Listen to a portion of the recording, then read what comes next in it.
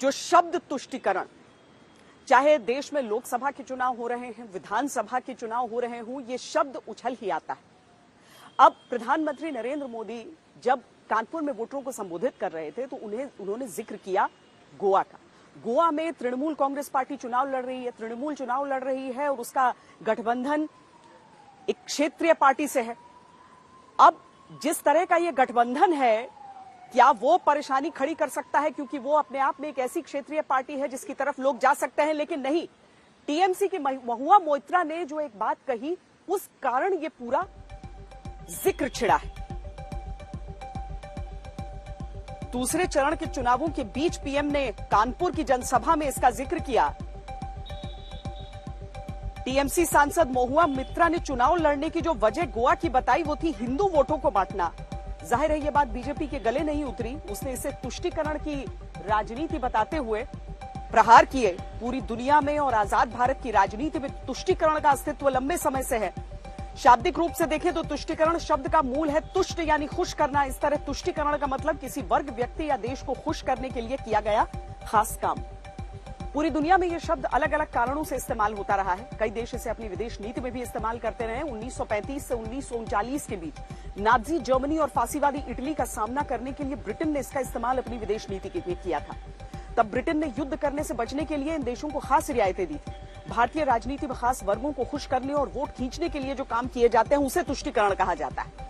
कई विशेषज्ञ मौजूदा राजनीति में तुष्टीकरण को एक तरह का धीमा जहर कहते हैं, जो लोकतंत्र में समानता के विचार को खोखला कर देता है। पीएम ने आज तुष्टीकरण का जिक्र बहुत सोच समझ कर किया। इसकी टाइमिंग भी नोट करने वाली है, क्योंकि तीसरे चरण के प्रचार के दौरान दूसरे चरण में जिस इलाके में वोटिंग हो रही है वहां के लिए टिप्पणी करना, वो भी तुष्टीकरण के आरोपों के साथ, इसमें एक सोची समझी राजनीतिक रणनीति दिखाई देती है।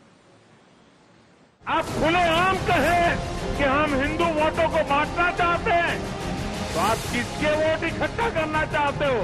नया भारत संविधान के अनुरूप चलेगा, शरीयत के अनुरूप नहीं। तो देखना एक दिन इस देश की प्रधानमंत्री एक बच्ची हिजाब पहन के प्रधानमंत्री बने। देश के 5 राज्यों में चुनाव चल रहे हैं। आज दूसरे चरण की वोटिंग खत्म हुई है, लेकिन हर चुनाव की तरह इस चुनाव में होने वाली बयानबाजी के बारे में आपको जानना चाहिए। चुनाव में गूंजने वाले शब्दों पर गौर करिए। जिन्ना, पाकिस्तान, दंगा, हिजाब, गजवाए हिंद, शरीयत। क्या आपने गौर किया कि पिछले कई चुनावों में इन्हीं शब्दों के इर्द गिर्द राजनीति होती रही है? ये सारे के सारे शब्द मुस्लिम तुष्टीकरण से जुड़ते हैं। आज पीएम मोदी ने यूपी के कानपुर से गोवा चुनाव में हुई तुष्टीकरण की बयानबाजी पर टीएमसी को घेरा। पीएम की इस बात को ध्यान से सुनिए, इसमें बड़ा संकेत और संदेश है। देखिए, चुनाव गोवा में चल रहा है और टीएमसी, ममता बनर्जी की पार्टी, उनके एक नेता, उसने गोवा में वो चुनाव पहली बार लड़ रहे हैं और उनको पूछा गया कि यहां आपकी पार्टी का कोई वजूद तो है नहीं, आप यहां चुनाव लड़ने क्यों आए हो? तो उन्होंने क्या जवाब दिया? वो जवाब देश के इलेक्शन कमीशन के लिए भी गौर करने जैसा है। वो कहती है, हमने तो उस पार्टी से इसलिए गठबंधन किया है क्योंकि हम गोवा में हिंदू वोटों को बांटना चाहते हैं। आप देखिए, ये हिम्मत, क्या ये लोकतंत्र है, सेकुलरिज्म है क्या? आप खुलेआम कहें कि हम हिंदू वोटों को बांटना चाहते हैं, तो आप किसके वोट इकट्ठा करना चाहते हो? ये भेदभाव, क्या ये भाषा लोकतंत्र की है क्या? मैं गोवा के मतदाताओं को कहना चाहता हूं, ये मौका है इस प्रकार की राजनीति को दफना देने का। पीएम मोदी का यह बयान ऐसे मौके पर आया जब गोवा और उत्तराखंड की सभी सीटों पर मतदान चल रहा था। यूपी में भी उन सीटों पर दूसरे चरण की वोटिंग जारी थी जो मुस्लिम बहुल इलाके हैं। पिछले कुछ समय से हो रही हर बयानबाजी तुष्टीकरण के इर्द गिर्द ही रही। जैसे योगी आदित्यनाथ शुरू से ही मुजफ्फरनगर में हुए हिंदू मुस्लिम दंगों की चर्चा करते रहे हैं। हिजाब के मसले पर उन्होंने कहा कि देश संविधान से चलेगा, शरीयत से नहीं, और कयामत तक गजवाए हिंद नहीं होगा। मैं बहुत स्पष्टता के साथ कह सकता हूं, ये नया भारत है। ये दुनिया के सबसे लोकप्रिय नेता से नरेंद्र मोदी जी के नेतृत्व का भारत है। इस नए भारत में विकास सबका, लेकिन तुष्टीकरण किसी का नहीं। सबका साथ, सबके विकास की भावना के साथ सरकार कार्य कर रही है। सबका विश्वास और सबके प्रयास को लेकर के सरकार चल रही है। ये नया भारत संविधान के अनुरूप चलेगा, शरीयत के अनुरूप नहीं। और मैं इस बात को भी स्पष्टता के साथ कह सकता हूं, गजवाए हिंद का सपना कयामत के दिन तक भी साकार नहीं होगा। जिस गजवाए हिंद का जिक्र योगी आदित्यनाथ अपनी रैलियों और इंटरव्यू में कर रहे हैं, वो क्या है, ये आपके लिए जानना जरूरी है। दरअसल गजवाए हिंद का जिक्र इस्लाम में किया जाता है। इसका मतलब है गैर मुस्लिमों पर जीत हासिल करने के लिए भारत के खिलाफ किया गया युद्ध। युद्ध को गजवा कहा जाता है और विजयी व्यक्ति को गाजी। भारत के इस्लामीकरण के युद्ध को गजवाए हिंद कहते हैं। योगी आदित्यनाथ ने इससे पहले 80 और 20 का फॉर्मूला भी दिया था, और जब उनसे ये पूछा जाता है कि इसका अर्थ क्या है, तो वो इसका मतलब कुछ अलग तरह से समझाते हैं। भाई, मैंने तो 80-20 की बात की थी। मैंने कहा 80% बीजेपी के साथ होगा, 20% हमेशा विरोध करता है, विरोध करेगा। हमने जाति, मौत, मजहब की बात नहीं की थी। हमने तो 80 बनाम 20 की बात की थी। 80 वे लोग जो सरकार के सुरक्षा के एजेंडे से खुश हैं। विरोधियों की नजर में योगी आदित्यनाथ के 80 बनाम 20 के फॉर्मूले का ताल्लुक यूपी में हिंदू और मुस्लिम जनसंख्या से है। दरअसल 2001 की जनगणना के मुताबिक यूपी में 80.61% हिंदू और 18.50% मुस्लिम आबादी थी। 2011 की जनगणना के मुताबिक यूपी में फिलहाल 79.73% हिंदू और 19.26% मुस्लिम आबादी है। जनगणना विभाग का कहना है कि यूपी के 70 में से 57 जिलों में हिंदुओं की आबादी मुस्लिम आबादी के मुकाबले कम हुई है। यह आंकड़ा आपको यह समझाने के लिए है कि आखिर क्यों चुनाव में 80 बनाम 20 का जिक्र बार बार आ रहा है, क्योंकि इसका कनेक्शन भी तुष्टीकरण की राजनीति से जुड़ता है। और हाल फिलहाल में हिजाब का जो मुद्दा उठा, उसका इस्तेमाल भी राजनीति में हो रहा है। ओवैसी ने यूपी में जनसभा के दौरान देश में हिजाबी प्रधानमंत्री बनने की इच्छा व्यक्त की। शायद मैं जिंदा नहीं रहूंगा, तुम देखना एक दिन इस देश की प्रधानमंत्री एक बच्ची हिजाब पहन के प्रधानमंत्री बनेगी। कि हिजाब पहनी हुई प्रधानमंत्री बनेगी, तो इस बात पे मैं ये कहना चाहूंगा कि भूतो ना भविष्य, जब तक भारतीय जनता पार्टी भारत में है, तुम लोगों का ये सपना पूर्ण नहीं होगा। कोई भी बुर्का पहनने वाली व्यक्ति प्रधानमंत्री नहीं बनेगी। भले ही तुम लोग कितनी चाहे उतनी जनसंख्या बढ़ाते रहो, लेकिन आज भारतीय जनता पार्टी है, हम दो हमारे दो, वो कानून भी आएगा भारतीय जनता पार्टी के ही तत्वावधान में। हिजाब मुस्लिम महिलाओं का लिबास है और इस मुद्दे पर फिलहाल बीजेपी के नेता शरीयत गजवाए हिंद के अलावा हाईकोर्ट के फैसले का इंतजार करने की बात कर रहे हैं, तीखे बयान दे रहे हैं। लेकिन आज प्रधानमंत्री मोदी ने कुछ अलग बात कही। वो तुष्टीकरण पर प्रहार करके एक बड़ी चुनावी पिक्चर पेश करने की कोशिश कर रहे हैं। मुस्लिम बहनें चुपचाप बिना किसी शोर शराबे के मन बनाकर मोदी को आशीर्वाद देने के लिए घर से निकल रही है। हमारी मुस्लिम महिलाएं, हमारी मुस्लिम बहनें, बेटियां जानती हैं कि जो सुख दुख में काम आता है वो ही अपना होता है। तुष्टीकरण करना या तुष्टीकरण का विरोध करना, दोनों को ही किसी न किसी वर्ग के पक्ष या विपक्ष में मान लिया गया है। ये इशारों की भाषा है और राजनेता इस भाषा को बेहतर समझते हैं और फिर ऐसे मुद्दे उठाते हैं जिनका जमीनी हकीकत से कोई नाता नहीं होता। दूसरे चरण के चुनाव में मुस्लिम मतदाता अहम भूमिका में थे, इसलिए इस मुद्दे ने ज्यादा जोर पकड़ा। आज प्रधानमंत्री ने तुष्टीकरण की इन्हीं विसंगतियों पर प्रहार किया, लेकिन ये भी सच है कि तुष्टीकरण और ध्रुवीकरण के चैंपियन हर राजनीतिक पार्टी में मौजूद हैं। आज तक ब्यूरो। बहुत भारी भरकम शब्द हैं। तुष्टीकरण हो या ध्रुवीकरण हो, लेकिन इसके पीछे का फॉर्मूला बड़ा सरल है। अब देखिए, जिन बातों का जिक्र हो रहा है, चाहे वो गजवाए हिंद हो, चाहे हिजाब का मसला उठाकर फिर एक हिजाबी प्रधानमंत्री की बात कर दी जाए, ये सारी चीजें क्यों हो रही हैं, किस ओर इशारा कर रही हैं, हम आपको बताते हैं कि ये जो मतदान हुआ है उसमें मुस्लिम आबादी को और आबादी के अनुपात को अगर हम देखें तो बहुत कुछ समझ में आ सकता है। तो किस तरह के आंकड़े हैं जो उत्तर प्रदेश में दूसरे दौर का मतदान हुआ है। यूपी में आज कुल 55 सीटों पर वोटिंग हुई। इन 55 सीटों में से करीब 25 सीटों पर मुस्लिम मतदाता अहम भूमिका में हैं। कुछ सीटें ऐसी थी जहां करीब 50% तक मुस्लिम मतदाता हैं। कुछ जिलों पर गौर कीजिए, सहारनपुर में 41.95%, बिजनौर में 43.04%, अमरोहा में 40.04%, संभल में 32.88%, मुरादाबाद में 50.80%, रामपुर में 50.57%, बरेली में 34.54%, बदायूं में 23.26% और शाहजहांपुर में 17.55% मुस्लिम आबादी है। मुस्लिम मतदाताओं का गणित यूपी के दूसरे चरण में बहुत अहम था, इसीलिए उनसे जुड़े मुद्दे और बयानबाजियां होती रही।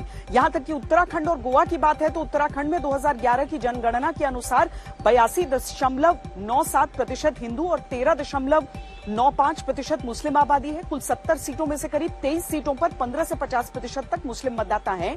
इसी तरह गोवा में 66.08% हिंदू, 8.33% मुस्लिम और 25.10% ईसाई आबादी है, जिसमें 40 में से 6 सीटों पर मुस्लिम मतदाताओं की भूमिका अहम हो जाती है। अब आप कानपुर के मन से गोवा वाले प्रहार की वजह भी समझ गए होंगे और ये भी जान गए होंगे कि टीएमसी की हिंदू वोटरों को विभाजित करने की रणनीति पीएम मोदी को क्यों चुभ गई।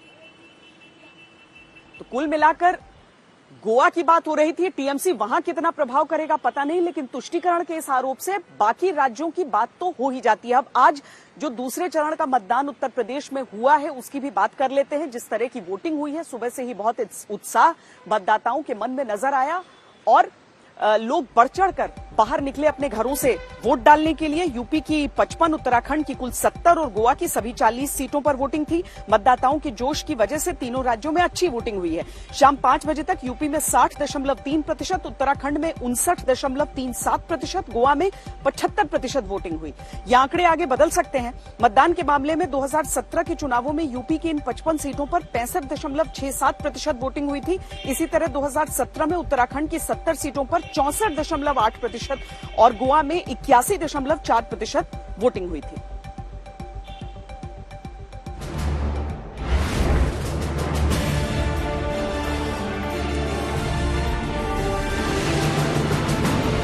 दूसरे चरण में आज 3 राज्यों में मतदान हुआ। यूपी की 55, उत्तराखंड की 70 और गोवा की 40 सीटों पर मतदाताओं ने अपने मताधिकार का इस्तेमाल किया। देख रहे हैं आप कि यहाँ पर डिग्री कॉलेज में चाक चौबंद बंदोबस्त है यहाँ पे पुलिस का और हर तरीके से सिक्योरिटी तैनात की गई है कि किसी भी तरीके का यहाँ पर इशू ना हो। चुनाव का मुद्दा क्या है? महंगाई जी। अच्छा, हम बस ये चाहते हैं कि जो भी विकास बने, जो भी हमारे नेता बने वो बहुत अच्छे बने, हमारे मुसलमानों के लिए सपोर्ट बने। पैदल कोई गाड़ी से और कोई घोड़े की सवारी से वोट डालने के लिए निकला है और प्रवीण जी देखिए इस अनोखे अंदाज में काजल के साथ अपनी स्याही का निशान उंगली पर लगवाए हैं। विकास के होना चाहिए और क्या जरूरतें क्या है? रोड पे बहुत जरूरत है यहाँ की, स्टेशन है यहाँ की जरूरत, रोजगार मिले और विकास संभल का अच्छा हो, यही चाहिए हमें तो। हाँ, समय हम सहारनपुर जो जिला है वहाँ पर खड़े हैं और ये सहारनपुर देहात सीट है।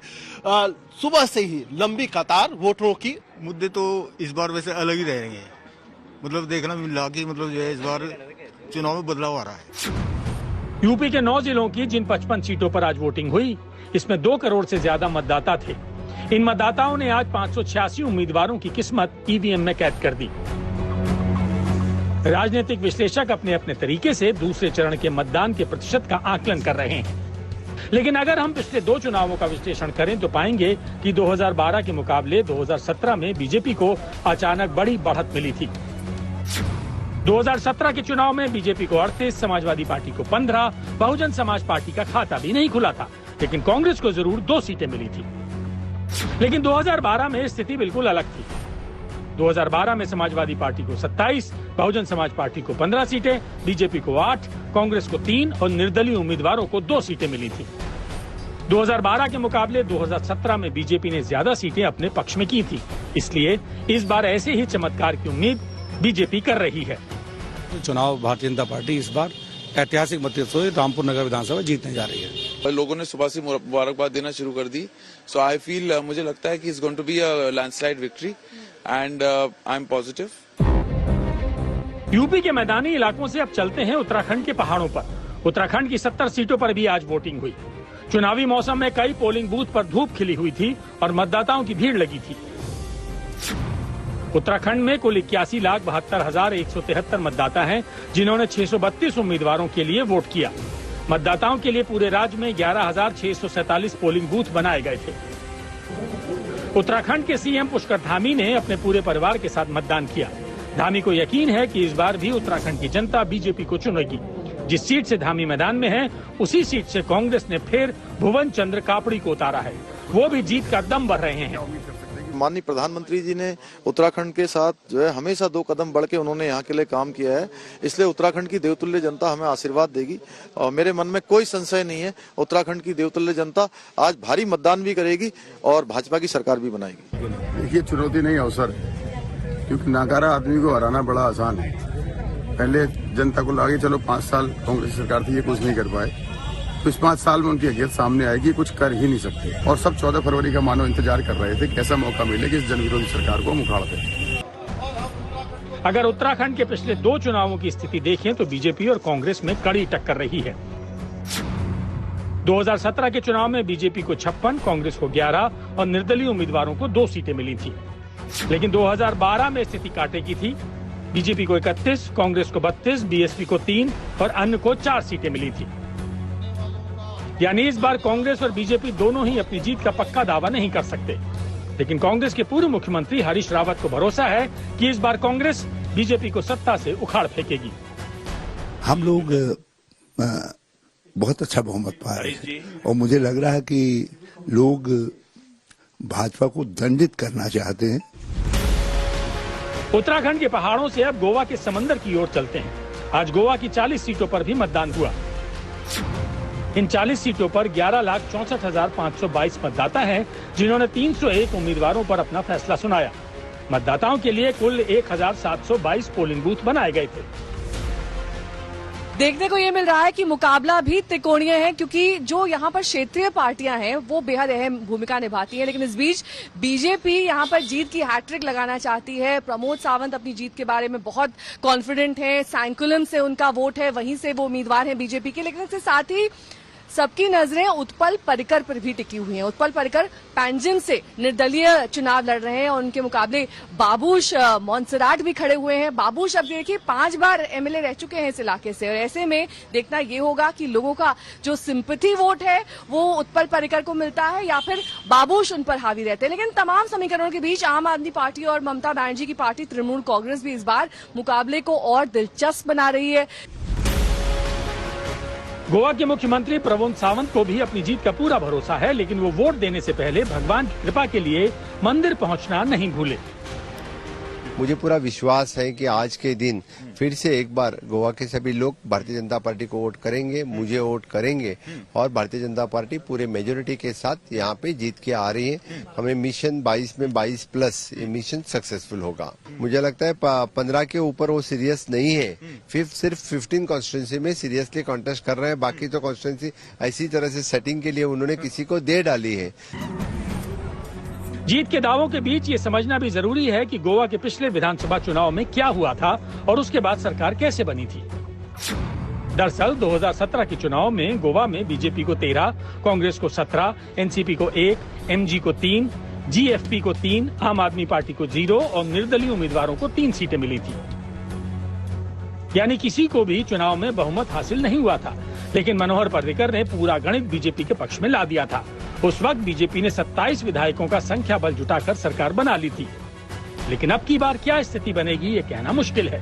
पणजी से नेहा माथम, रामपुर से कुमार अभिषेक के साथ ब्यूरो रिपोर्ट, आज तक। इस बीच सबकी निगाहें थी कर्नाटक हाईकोर्ट की ओर। हिजाब का मुद्दा वहां पर था और उस पर निर्णय आना था। हालांकि अदालत ने इसे कल तक के लिए टाल दिया है और अब कल तक के लिए इंतजार करना पड़ेगा किसी निर्णय के लिए। हालांकि इस बीच किस तरह की बातें कही गई, किस तरह की दलीलें पेश की गई, उस पर एक नजर हम डाल लेते हैं। कोर्ट में मुस्लिम छात्राओं की तरफ से पेश हुए सीनियर एडवोकेट देवदत्त कामत ने हिजाब के पक्ष में संविधान के अनुच्छेद 25 से लेकर कुरान की आयतों तक का हवाला दिया। उन्होंने कहा कि मुस्लिम छात्राओं को केंद्रीय विद्यालयों में हिजाब पहनने की अनुमति रही है और देश की 2 हाईकोर्ट्स ने अपने फैसले में हिजाब को अनुमति दी है, तो राज्यों में भी हिजाब पहनने की आजादी देनी चाहिए। अब इस मुद्दे पर कर्नाटक हाईकोर्ट क्या फैसला देती है इसका पता नहीं, लेकिन ये तय है कि हिजाब को लेकर सियासी फसाद आगे भी जारी रहने वाला है, फिर चाहे फैसला कुछ भी हो।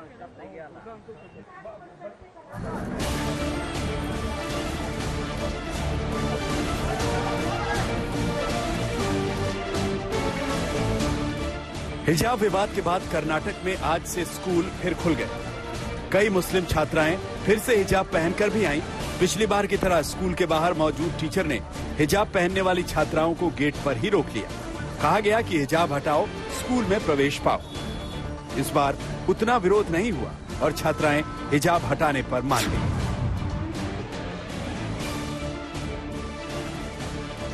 ये कर्नाटक के मांड्या की तस्वीर है, जहां हिजाब पहनकर आई छात्राओं को स्कूल के बाहर रोका गया था।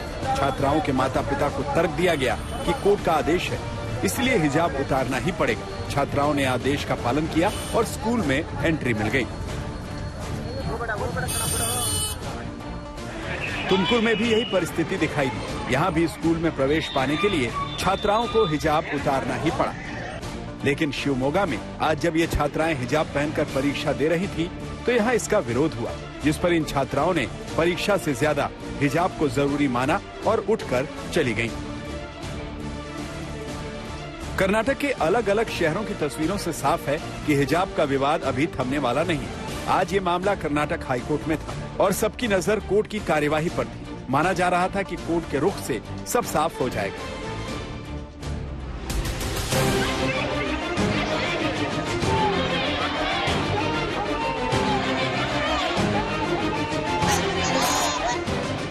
इस पूरे विवाद का केंद्र सिर्फ एक मूलभूत सवाल है, क्या शिक्षण संस्थान में धार्मिक वेशभूषा को पहनकर आने की संवैधानिक आजादी है या नहीं।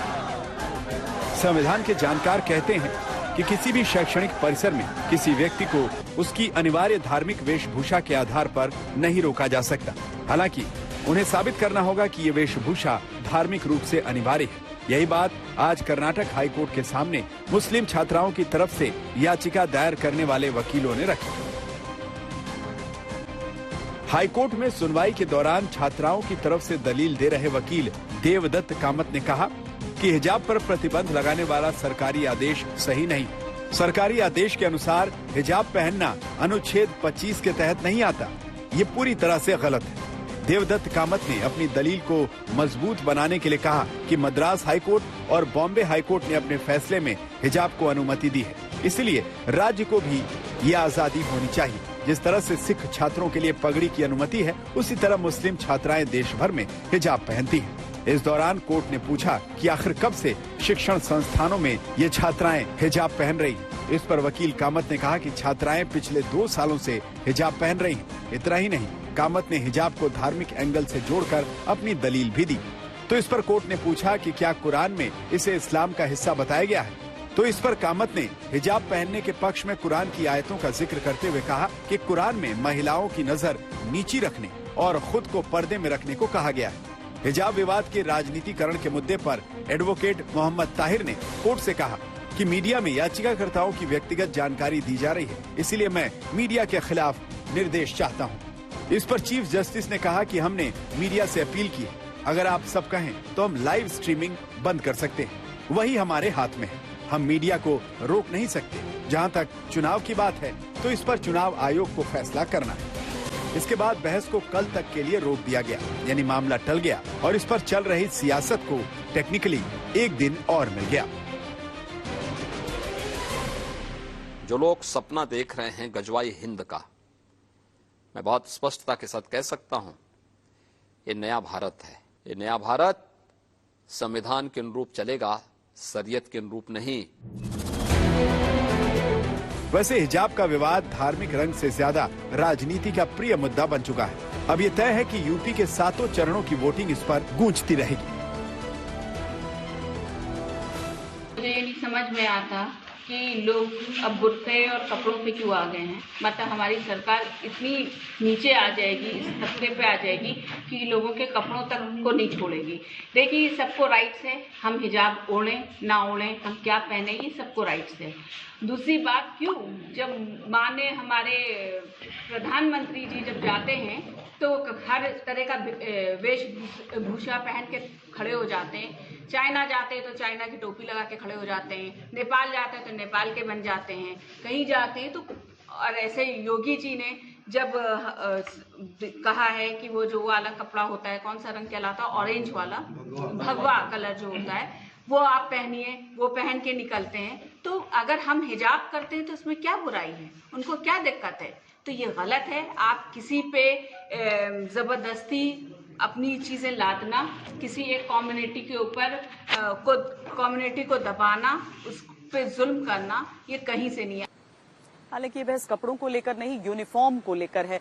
बहरहाल पूरी दुनिया के लिए आज का दिन प्रेम दिवस के तौर पर देखा जाता है, लेकिन भारत से, भारतीय सैनिकों से, सुरक्षा बलों से प्रेम करने वाले हर व्यक्ति के लिए आज का दिन देश प्रेम के दिवस के तौर पर है। और दुर्भाग्य भी है इसमें, क्योंकि पुलवामा में 14 फरवरी 2019 का ही दिन था। दोपहर के लगभग 3 बज रहे थे जब सीआरपीएफ के एक कॉन्वॉय की एक बस से एक आत्मघाती हमलावर आकर टकरा गया था। 40 जवानों को उस रोज खो दिया था हमने।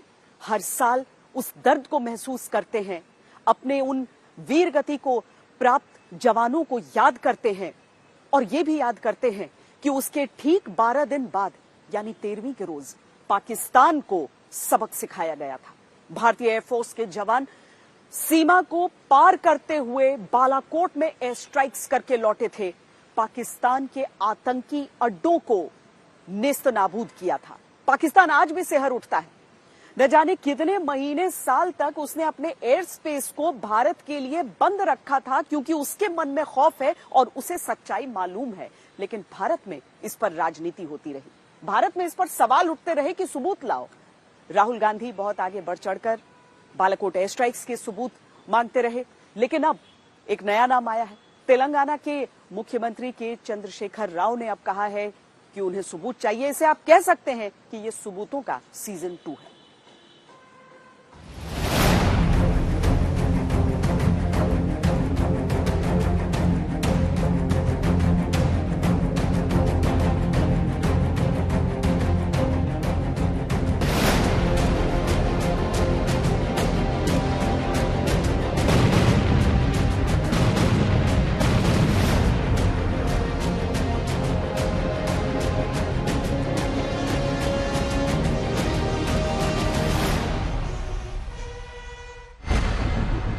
कौन भूल सकता है इन तस्वीरों को? ये तस्वीरें कभी भुलाई नहीं जा सकती। तिरंगे में लिपटे इन 40 वीर बेटों को देख देश रो रहा था।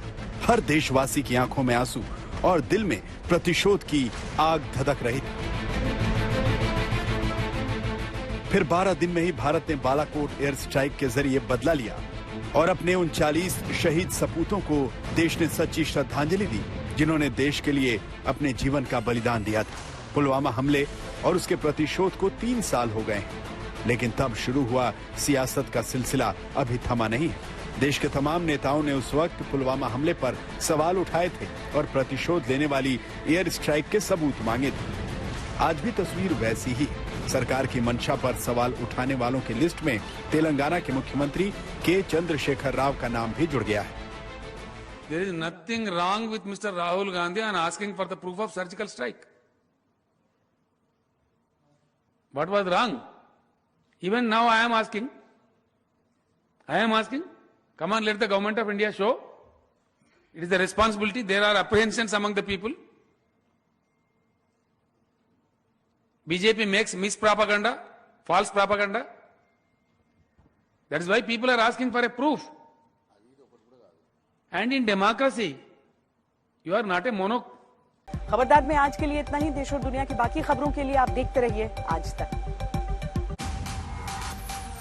आज तक बेमिसाल 20 साल।